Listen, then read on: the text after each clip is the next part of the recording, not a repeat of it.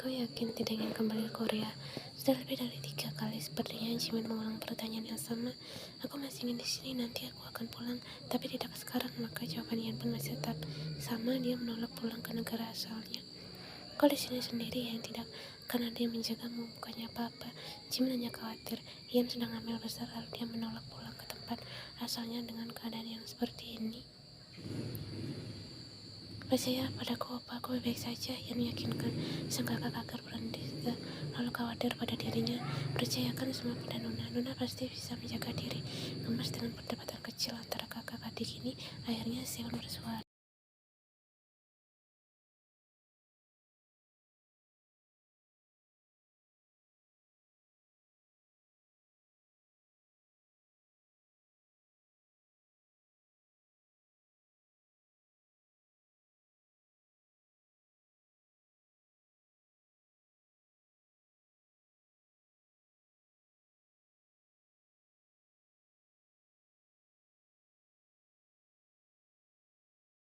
Jimin tampak ragu, dia menelisik wajah adiknya dengan seksama sampai pada akhirnya Jimin mengelola nafasnya berat. Baiklah, kau jaga dirimu baik-baik. Bilang padaku jika terjadi sesuatu, dan Clay harus tetap dekat denganmu. Jimin mendekap Ian dengan pelukan hangatnya. Dia sangat menyayangi Ian. Bagaimanapun di mata Jimin, Ian hanya seorang gadis kecil yang manja.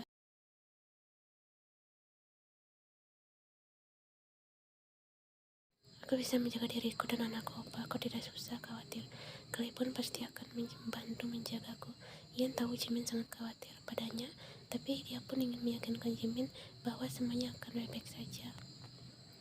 Ya sudah, aku pergi dulu. Jimin merenggangkan pelukannya, lalu bibirnya mencium kening sang adik dengan sayang. Kini giliran Seon yang memeluk Ian. Nona, cepat kembali, hanya seperti itu, dan bagi Ian sudah mewakilkan segalanya.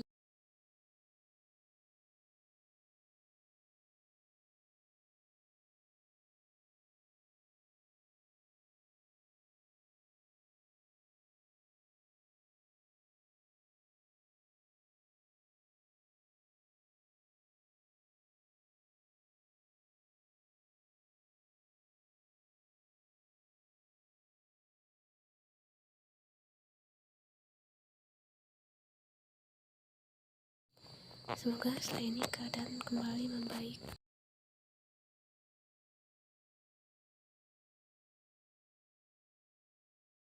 Sudah lebih dari 1 minggu, Taeyong hanya memandang kosong ke arah amplop coklat yang berisi gugatan cerainya dengan Ian. Bukan seperti ini yang dia inginkan. Perpisahan adalah hukuman terberatnya, dan dia tidak mau.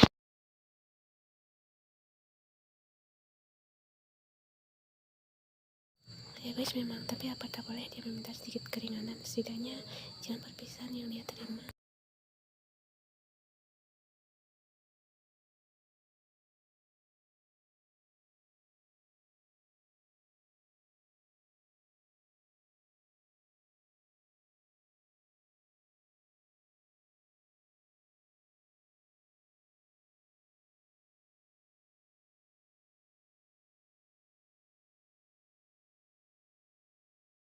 Kini Taeyong menaruh kembali amplop coklatnya ke dalam laci.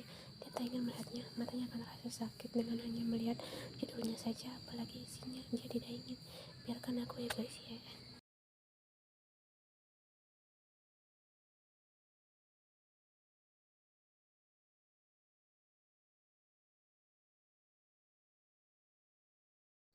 Ian gelisah dalam hidupnya. Sudah 2 bulan lebih dia tinggal di Inggris. Selama itu pula dia tidur dengan tidak nyaman. Sebenarnya ada apa denganku? Ian bangkit dari tidurnya. Dia berjalan menuju dapur. Barnett ingin mengambil air putih. Segala sesuatu dia urus sendiri. Walaupun sudah ada Emma selaku adik kandung dari ayahnya, dan ada Clay anak dari Emma, tetap saja dia tak pernah ingin merepotkan mereka. Jika masih bisa diurus sendiri, dia lebih baik menjalankannya sendiri.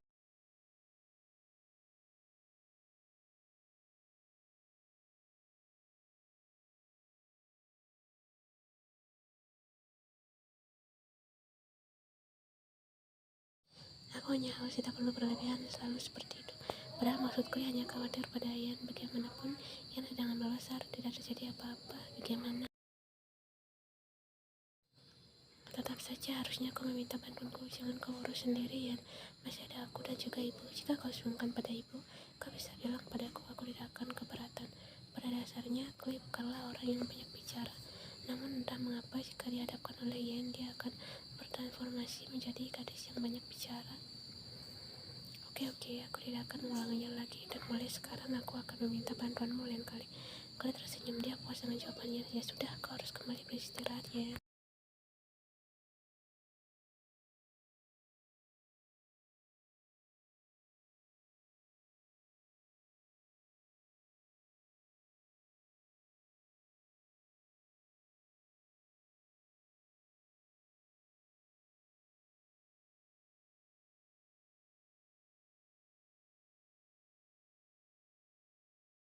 Engkau sudah kenyang, jawab Taeyong sekenanya. Hara menjelas mendengar nada tak bersahabat yang Taeyong lontarkan. Seperti bukan Taeyong, memangnya kau sudah makan? Makan kau dari tadi hanya di sini dan belum menyentuh makananmu. Percayalah, Hara hanya khawatir jika sesuatu terjadi pada Taeyong. Hara, jangan paksa aku, sungguh aku sedang tidak ingin makan, tolak Taeyong halus, tetapi membuat kuping Hara berdengung. Ia tidak suka. Mendengar aku tahu hatimu sedang diselimuti ketakutan dan rasa bersamamu Taeyong, tapi kau juga harus ingat bahwa bukan hati yang saja yang terluka, aku pun sama terlukanya. Bahkan tanpa kau tahu, aku lebih dulu merasakan rasa sakit dibanding Yen karena sikapmu padaku.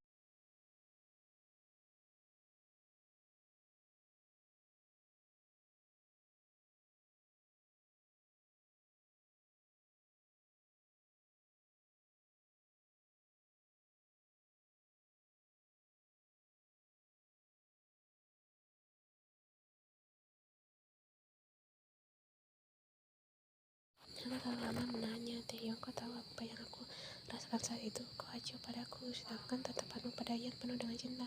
Hatiku sakit, kau tak pernah memandangku seperti itu. Hara menghirup oksigennya rakus dan sesak. Sesuatu yang dia pendam ingin dia keluarkan.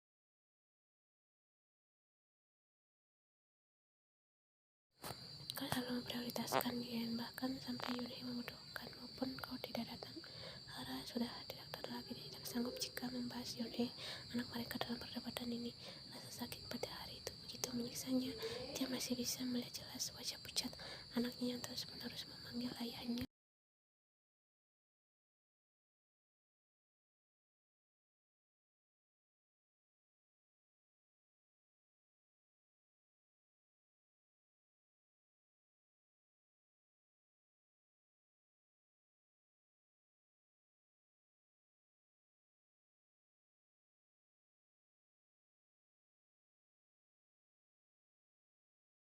Taeyong menjelas memang benar saat itu Taeyong tidak ada. Dia pergi ke tempat yang sudah diberitahu Jimin karena Jimin bilang Yan sudah pulang dari studinya. Niat membalas perkataan Hara pun urung. Hara lebih dulu terhuyung dan nyaris saja terjatuh jika Taeyong tidak sikap menahannya. Perutmu sakit. Aduh Hara, iya ayo kita ke rumah sakit. Taeyong duduk dengan Hara. Masihkah sekarang ada waktunya Hara untuk melahirkan? Bukannya ini terlalu cepat. Dokter memperkirakannya sekitar 2 minggu lagi untuk Hara melahirkan. Tapi ini apa?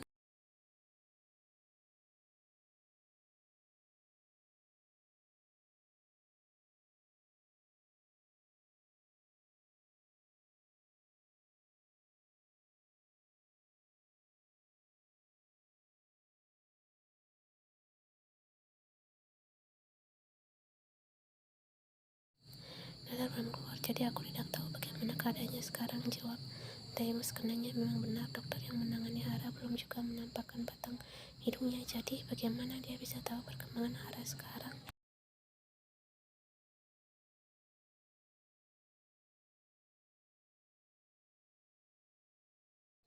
Mereka semua terdiam, namun tidak ada angan bibir dan hatinya yang sibuk memanjatkan doa penantian mereka berakhir.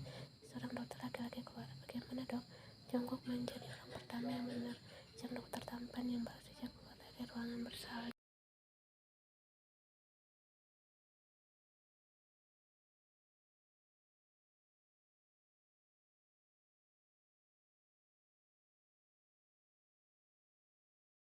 Saya kakaknya Jimin, saya orang yang suka dengan pasien dok. Mungkin jawaban Taeyong saja tidak logis, bukannya itu berarti Jongkok juga bisa memberi jawaban seperti itu.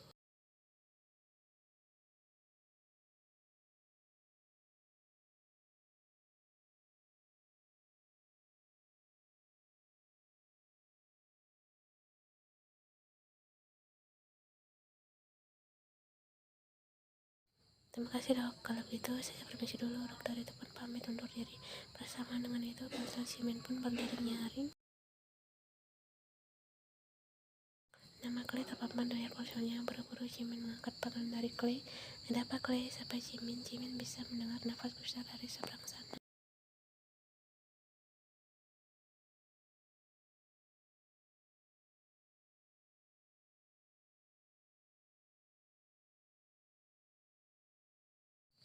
Clay, ada apa dengan Yan? Kali ini atensi Taeyong berpusat penuh pada Jimin.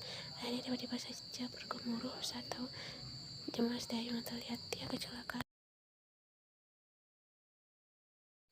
Jimin terpaku, sendi-sendinya terasa tidak berfungsi lagi. Bahkan saat sambungan telepon masih tersambung ke Inggris, Jimin tak bisa mengatakan apapun lagi.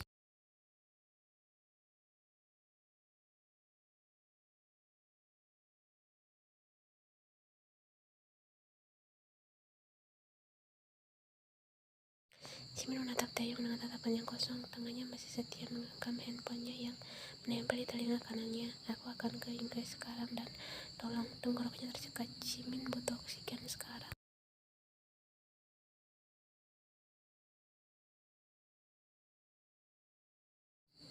Tolong jaga Yan untukku. Dan setelah itu sambungan telepon pun terputus, menyisakan raut bingung Taeyong dan raut gusar Jimin. Jangan lupakan eksistensi Jungkook di sini. Dia tidak tahu apa-apa, tapi yang dapat dia simpulkan bahwa kini keadaannya tidak baik-baik saja.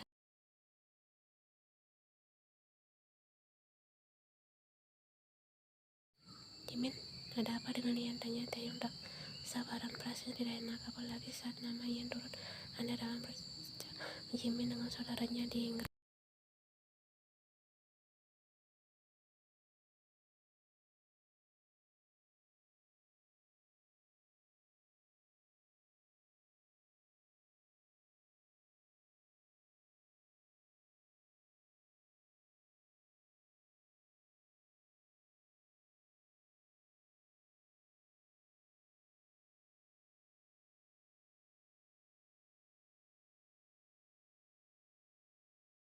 Adakah hal rumit selain kisah hidup seorang bernama Kim Taeyong? Taeyong akhirnya ikut dengan Jimin tengah perjalanan. Taeyong gelisah, kemungkinan terburuk terngiang-ngiang di pikirannya.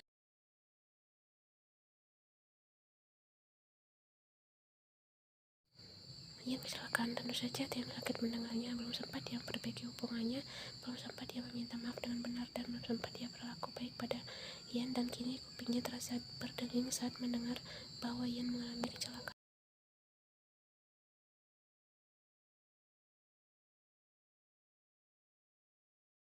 Dia ingin marah pada dirinya sendiri, menyalahkan kelakuan wisatnya, dan ingin rasanya dia makin habis-habisan. Apa ini definisi nasi sudah menjadi bubur? Taeyong menyesali setengah mati.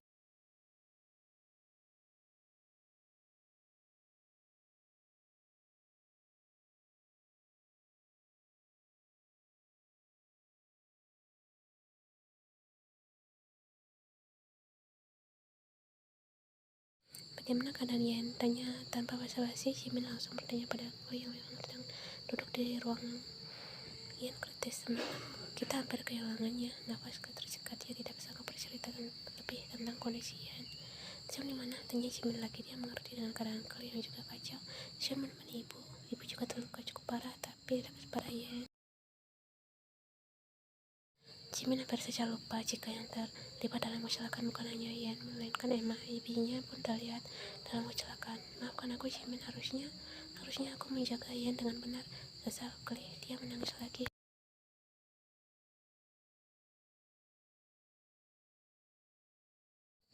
Karena memang tidak ada yang menyangka ini. Jimin menarik Clay ke dalam pelukannya. Sudah, tidak apa-apa, Yan akan kembali baik-baik saja. Berhenti menyalahkan dirimu Clay, tidak ada yang salah di sini. Semua sudah kehendaknya.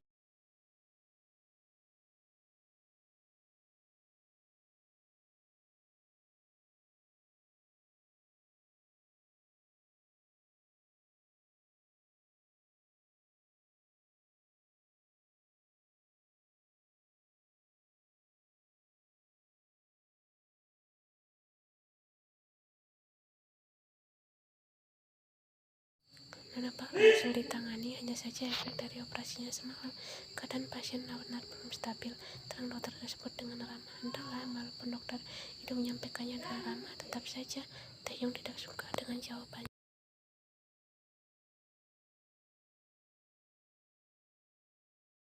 Apa rasa sudah bisa menemui pasien, dok? Tanya Taehyung lagi dengan penuh harap. Maafkan saya, Tuan, pasien belum bisa ditemui untuk saat ini.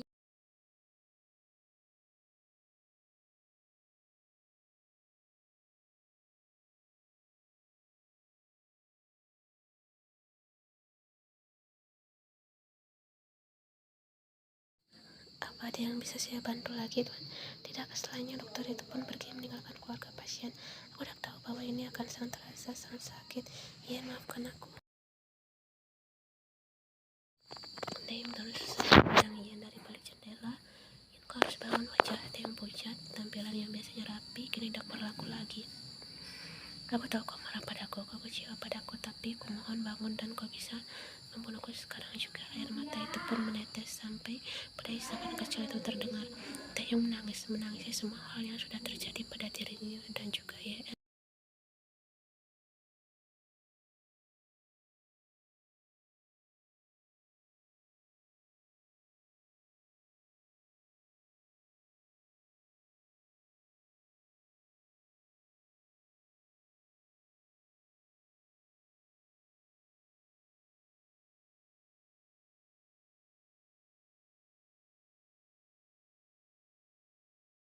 Temui dia bagaimanapun kau itu ayahnya. Ian tidak akan senang jika kau seperti ini. Demi mereka ingin bertemu dengan ayahnya. Jimin seakan tahu kebesaran yang dialami Taehyung. Maka dari itu Jimin mencoba memberi pengertian untuk sahabatnya.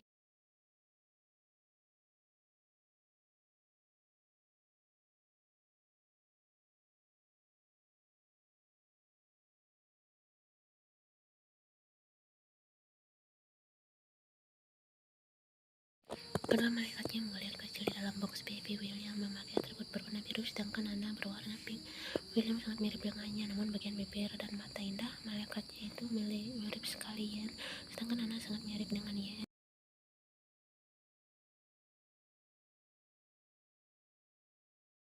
Lalu anak ayah, Taehyung hanya bisa melihatnya dari balik kaca. Dia tidak berani masuk, bukan karena dia tidak ingin. Dia merasa harusnya dia menyambut kedua malaikatnya dengan Yen. William, kau tampan sekali dan juga anak kau sangat cantik, persis seperti ibumu. Matanya memanas, dia ingin menangis rasanya, ditambah dadanya begitu sesak dirasa.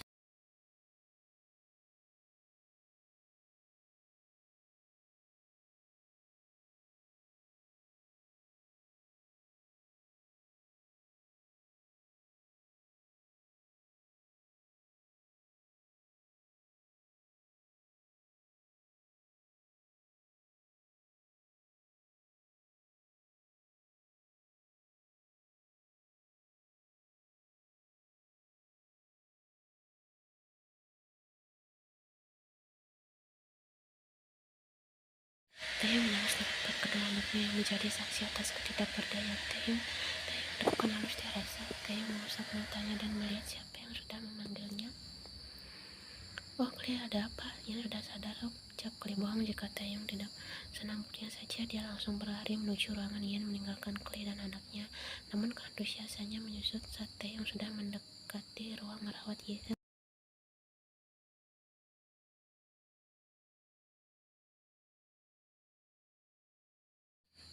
Dia berubah, lari kecilnya menjadi jalan yang sangat lambat. Sampai pada tempat tujuan, dia tidak berani membuka pintu ruang rawat Yen.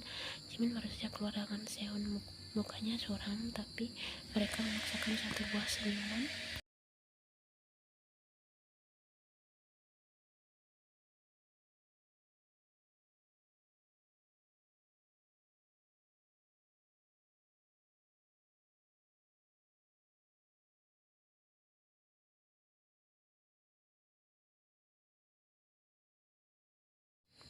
Masuk saja dengan Seon, aku ingin bertemu dengan Anna dan Will. Langkahnya seperti tertahan, ditambah hatinya ikut bergetar.